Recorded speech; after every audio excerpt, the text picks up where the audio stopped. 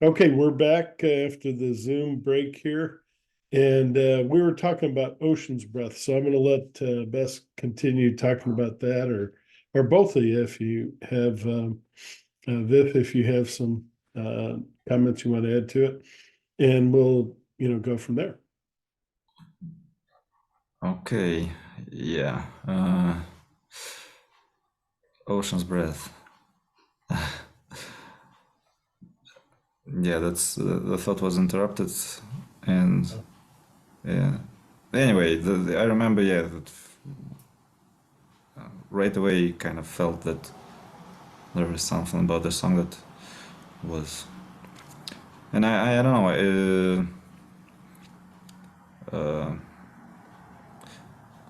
I I don't. think that this song, the nature inspired me in many ways.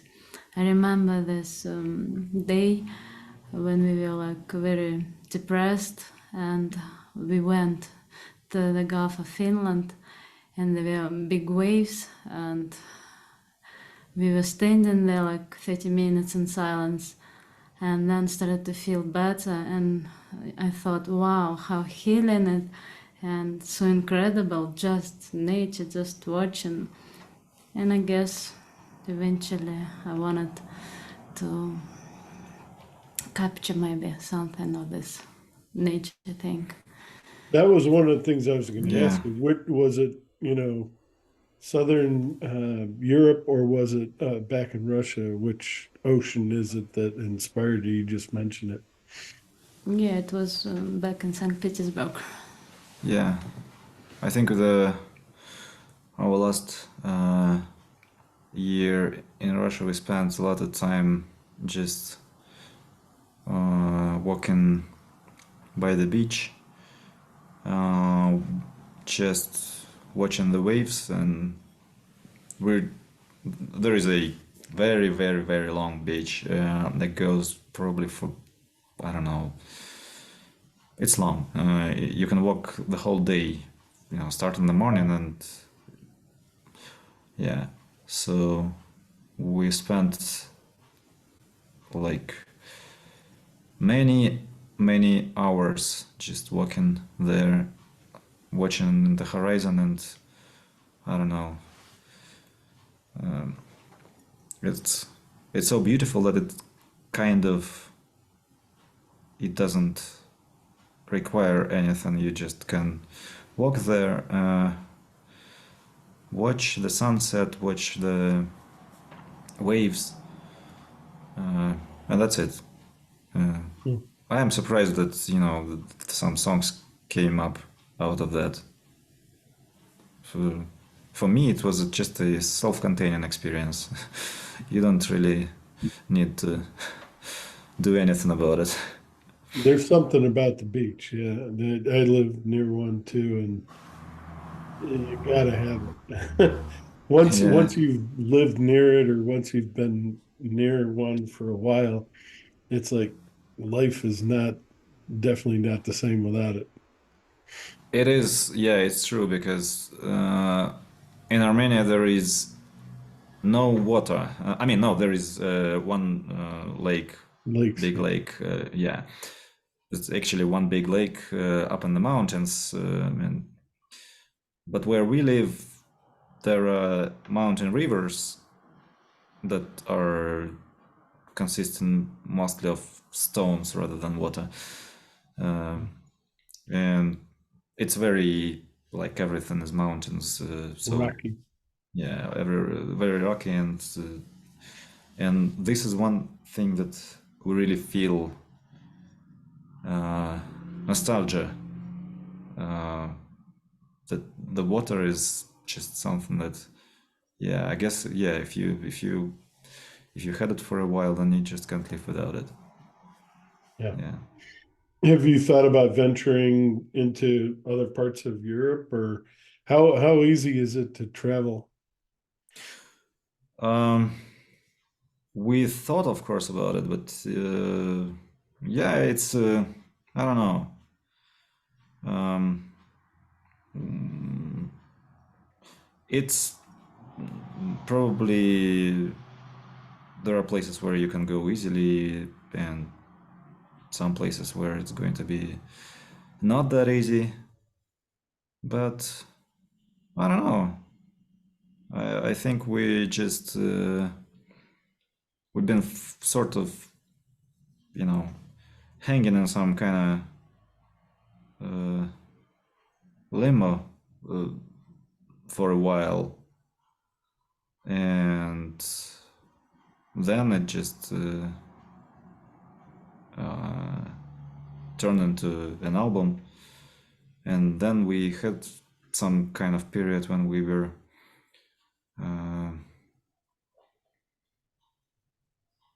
what were we doing that period? I don't know what I was.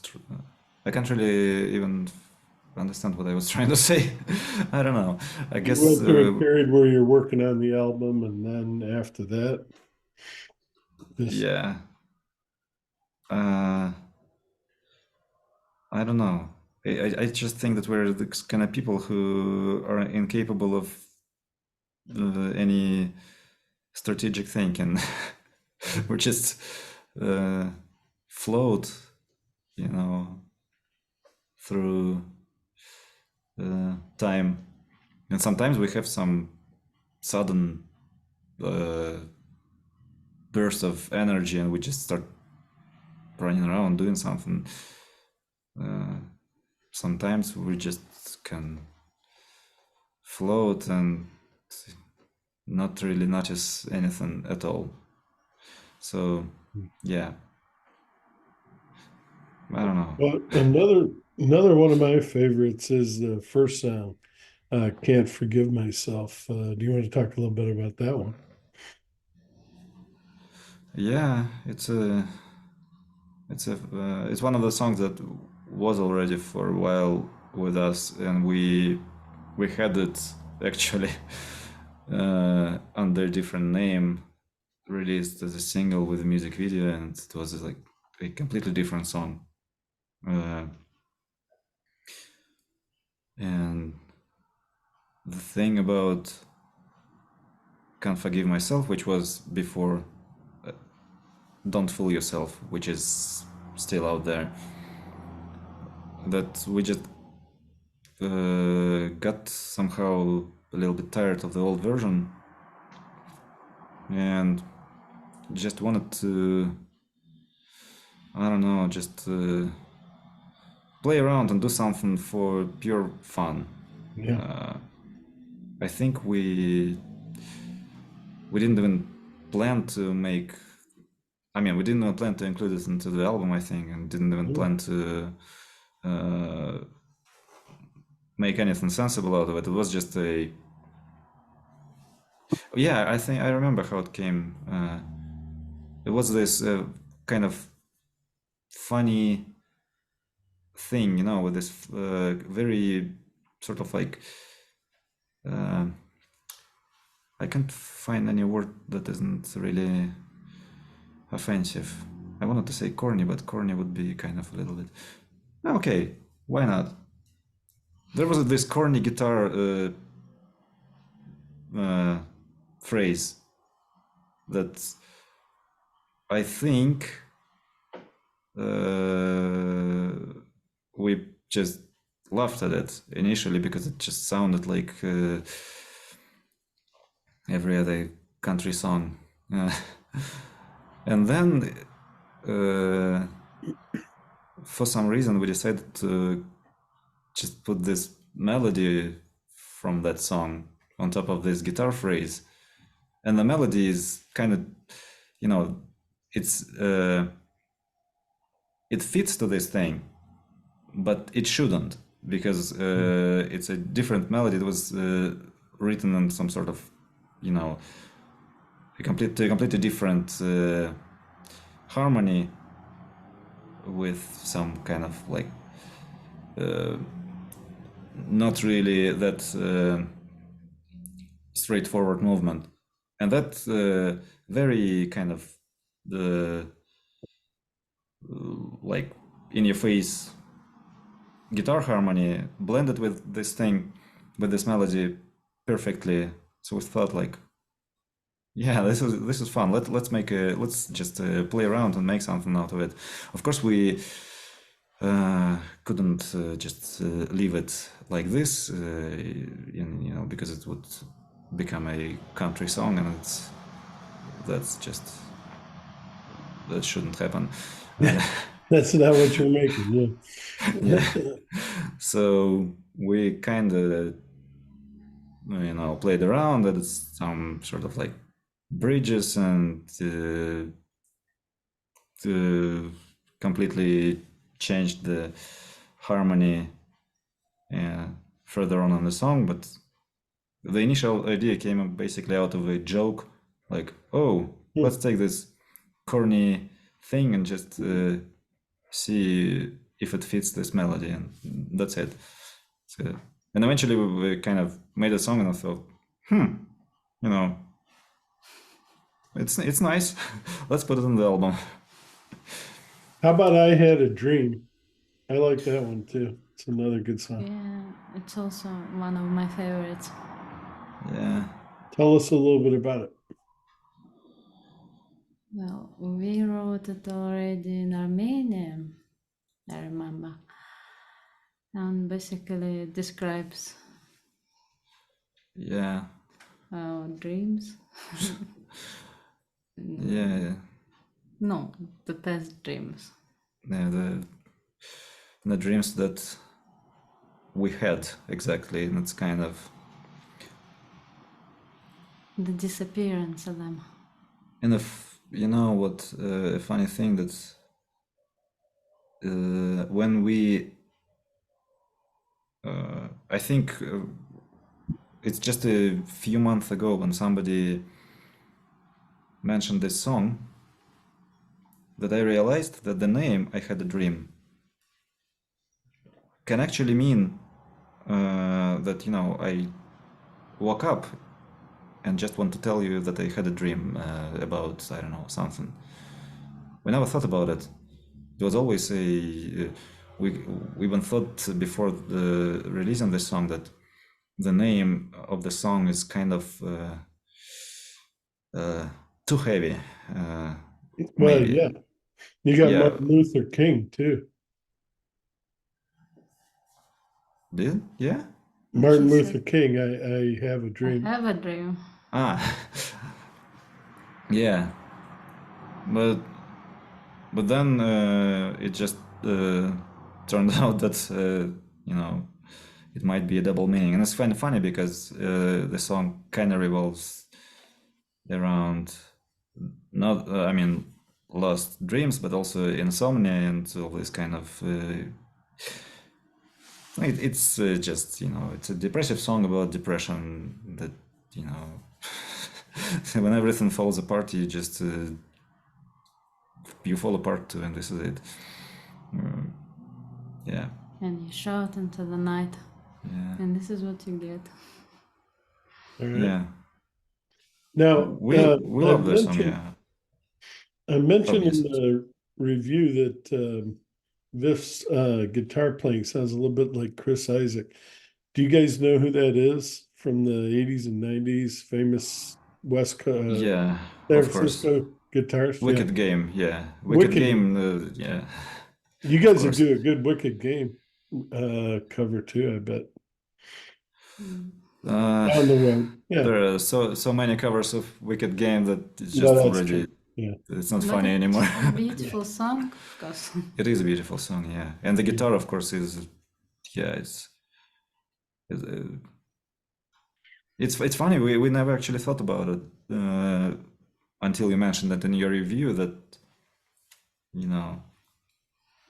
and then we thought like it does actually sound the guitar sound exactly well.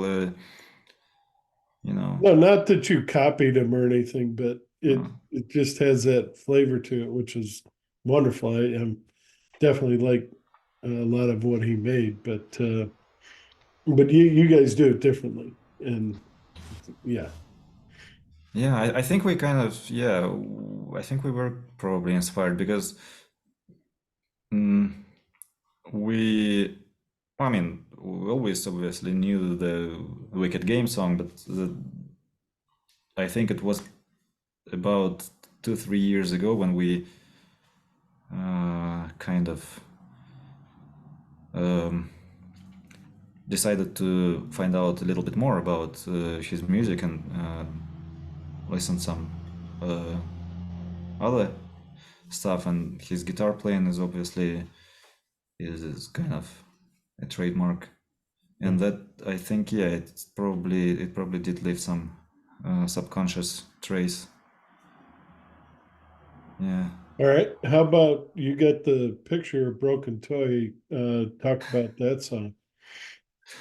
Oh yeah. That's yeah.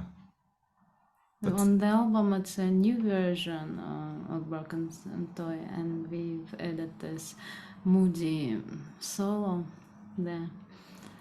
yeah. And it just overall sounds like a new song to me.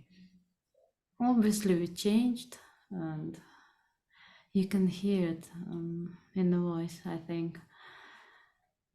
And it became, no, before it was like more chill, and now it's more like darker shades have. Yeah. We had this single already released for a while, and it kind of got some good responses, and a lot of people wrote to us that they discovered us because of Broken Toy. Oh, And we thought that we had to put the song into the album, but when the album kind of took shape, it just that song, it would be an abomination to put it into this album because it's like two different bands. yeah. So Is it a yeah, difference in time? yeah, and basically we just we had this. At first we thought that maybe we throw it away like we did with so many other songs, but on the other hand, it's a good song, so Yeah. would be kind of a little bit, and it's yeah, it's kind of funny because usually I never like to think about about how things make some kind of organizational sense or how people will perceive something. But I remember the thought when that Broken Toy doesn't fit to the album, and that we shouldn't put it like this there. And I thought, I don't want us to be that band, one of those bands who do this. You love the song, you wait for it, and then the album comes out and it's not there. Oh, no. That's a bummer. So Yeah. we kind of one day we just decided, okay, let's just not be lazy and sit down and redo it and re-record it, and somehow just got a completely different mood. I think it kind of, if you compare it structurally, it's still the same song. It follows the same structure. I guess you can layer those two songs one by one because they're in the same tempo, and they will probably just be kind of, in a way identical in the way that how the verses are structured, but yet it's a completely different song. It feels slower, it feels darker, and the lyrics even took different meaning, I think. All right. The other one that I wanted to just mention is Common Decency, which is so hard to find these days. And you guys wrote a great song there. Do you want to talk a little bit about that and maybe how that was inspired? I'm pretty sure I know, but Yeah. uh, yeah, it's a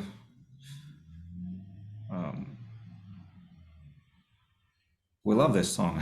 Yeah, Mhm. I like this balance of hope and despair at the same time.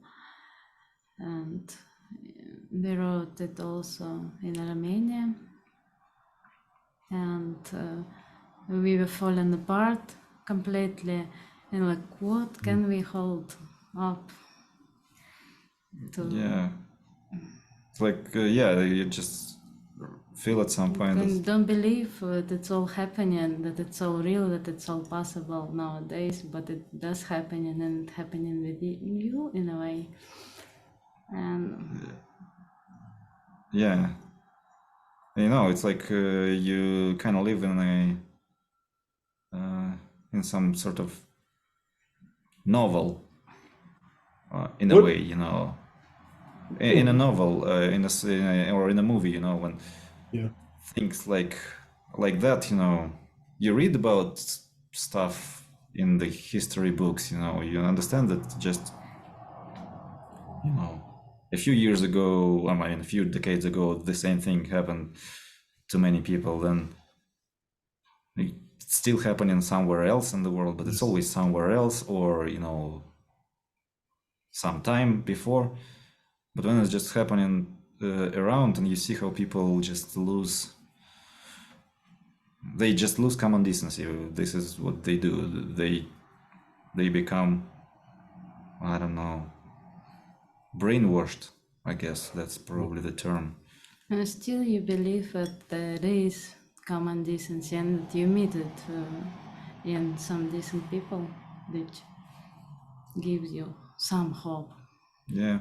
What does it mean to you? Because over here in the West, it means one thing, and I'm sure what you guys have been through, it means something different. What does it mean to you? I don't know. I think this, you know, I We look at the world like black and white, pretty much. For us, it's the bad is bad, the good is good, I guess. yeah. And it's easy to distinguish the difference. Uh, I think, you know, I think that's kind of. Um, just one second. There was this thought in my head. Yeah, I think it's easy to distinguish. It becomes not easy um, when people try to kind of give themselves excuses, I guess, for something, or when there is when there are some other motives involved. And obviously, everybody is prone to doing, you know, misjudgments and you know, mistakes, and that's totally understandable. But the thing is that if you reflect on what's happening in Russia specifically, and you know what we've seen happen to people that we thought we knew, what's happening is that people pretend that you know black is white and or that you know red is green, whatever they pretend. But the thing is that it's like you know, like in those psychological experiments where everybody says, you know, this scarf is white, and then the person who is being observed starts to repeat it, and that is exactly what's happening. And when you see it, you kind of, I don't know, it's a hard. Horrifying. Got to be Yeah, it's horrifying. horrifying. Exactly. Yes, it is horrifying, and it's you can't explain it anyhow. But you understand that it's that it's happening. You understand the mechanics of it, but you don't understand how. Yeah. It's like, why? You know, it's there are things like you know, war is war. You can't say politicians, of course, can find explanations for everything. Politicians are specifically, you know, specific sort of special breed of people, I guess, who have explanations for any horrific actions that they can come up with. But when people fall for this crap and just start repeating complete nonsense because it allows them to, you know, put a veil on the bad stuff, you know, and just Yeah. outcast it somehow and just pretend that, no, it's not happening. I don't know. It's like, We have it over here too. There's like a whole huge sector of the United States that's they don't believe the election was fair. They don't, you know, irregardless of what one of the candidates has done in the past, I'm still voting for him. It's like, are you kidding? I mean, yeah, as Americans, we're like, how could this possibly happen? I mean, it never in the past would have happened. I mean, you know, immediately you could see, as you say, black and white, you can see the difference. But there's people here that are similar that cannot, and it is yeah, it's scary and it is tragic as well. yeah. I think people probably, I think people are probably just, I mean, people are the same everywhere, basically. They just do the same things. We spent hours, you know, talking about human behavior and society, and you know, sometimes it's spooky how much recently we talk about, you know, social psychology and all that stuff. Yeah. It's just sometimes I think that, you know, if we ourselves would hear ourselves, if we from the past would hear ourselves now, we would think, what happened to these people? But it's not the point. The point is that we just recently discussed an interesting thing that before I say that, you have to keep in mind that we're not very optimistic in nature. We're kind of, you We know, like to read Schopenhauer and his. a day doesn't go by without us quoting Schopenhauer for some reason here and there. So we kind of have a very bleak outlook in general. So with that in mind, there was an interesting case. There is a big social network in Russia that is very popular, and you know, I think it was ripped off from another social network. Doesn't matter.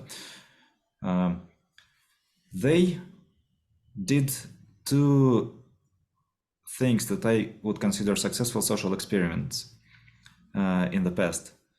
First, they back in, like, I don't know, quite a while ago, they introduced the rating system. Oh. So everybody who would fill out the page, every aspect of your page, the rating would go up and up and up, and everybody could see this rating. So what it does, it gives to a person social rating, basically. What does the rating even mean in this case? Okay, I didn't put the information, I don't know, where I went to school or who is my brother. Why does anyone need that information, you know? But now my rating says 40%, while my neighbor's rating is 90%. And everybody was obsessed. Everybody was filling the blanks in the profile relentlessly. And then soon everybody had 100% rating. So they introduced paid rating. You could go over 100 if you pay. So people spent piles of money. Some people had 4,000% rating. Wow. What does it even mean? Yeah. Why? Yeah. But that's kind of it's brilliant, you know, how you manipulate people into doing stupid things for no reason at all. But then they did another horrible thing that just that made my skin crawl, is when they made they added a system where people could complain that somebody potentially has inserted a fake name on their personal profile. You know, like for example, some people would I don't know, call themselves Darth Vader Yeah. instead of John Smith. So other users could complain, and then that poor Darth Vader would have a miserable banner on his page that some users consider this inappropriate to have a fake name. Worked like a charm. People ran right away to complain about everyone. More to that, people complained about some people who had real names. They're just for the sake of complaining. What it means basically that it's very easy to manipulate people into doing rotten things, and it's sad. So yeah. Do you think things will change in Russia, or are things changing in Russia, or do you see it stalemated? And because they're already talking over here about Putin winning another election, and from our perspective, it looks like things are going to continue to be the way they are. How do you, since you're Russian, and what's your feeling? Do you see the younger generations hopefully wanting to make change? It would be probably a little bit of an overstatement for us to say that we can see something, because anyone who's in Russia would tell us, you guys, There's nothing to see. Yeah. And everything is fine. Yeah, and also that we are not in Russia for 2 years already, so who are we to judge? Anyway, human history suggests that nothing really good is there. Yeah, statistically speaking, it's been developing quite linearly, and I think it will keep developing probably the same way.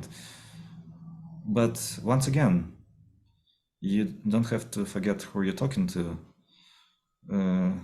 We are not the optimists. Yeah. It's hard to be optimistic right now, even if you were an optimist. Yeah.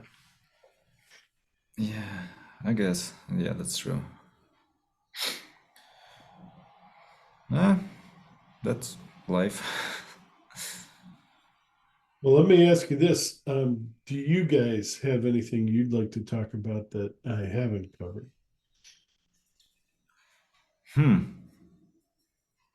That's a good question. I don't know. I guess we're like proper artists, we're supposed to be relentlessly self-promoting, but somehow it never feels comfortable. No, So, you love playing your music, yeah. yeah, I don't know.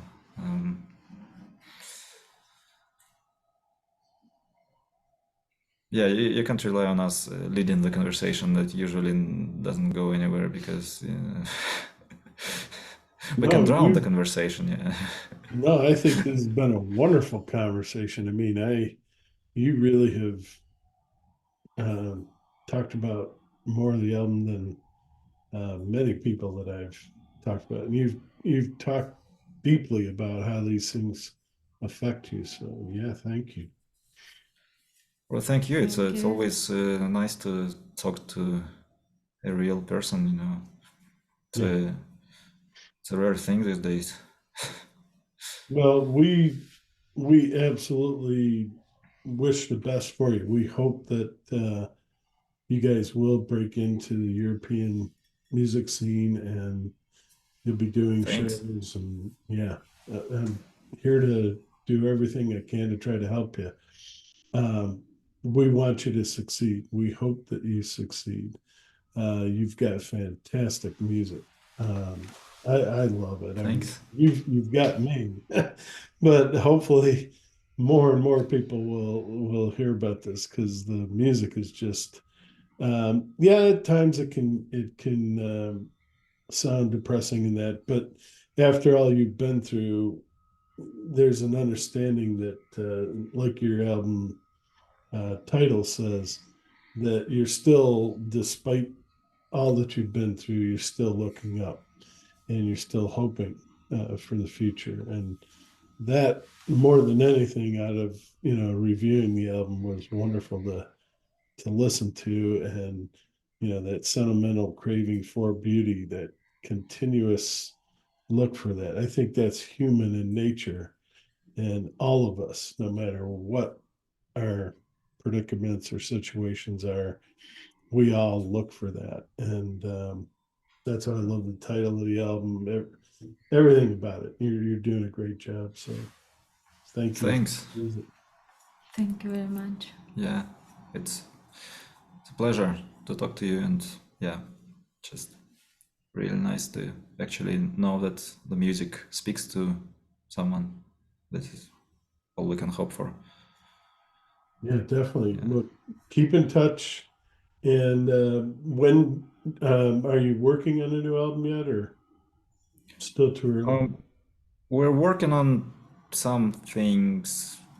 I mean, we're working on something all the time, but Sure. it's yeah, it's a little too early to call it anything. Just doodling stuff for now. All right. And you're with a great label, so um, are they pretty easy to work with and all? Yeah, it was kind of uh, easy breezy. Yeah, I would just we didn't really plan to even to search for a label. We were going to release the album DIY ourselves and without any kind of external intervention. But then we just once read an interview with Sam, who runs the label, and it just felt like the guy is an actual human being, and But then he into albums and yeah, he likes albums exactly, not singles, all this kind of stuff.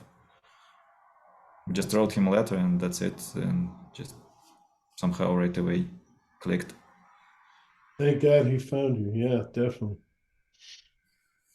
Well, Yeah, we're almost down to a minute, but hey, thank you very much, both of you, for taking time out to talk with us here at the Citadel for Mental Fellowship on Progressive Rock Central. Um, I'm going to start posting this here, hopefully within an hour or so. And been great talking with you. cool, thank thanks. you.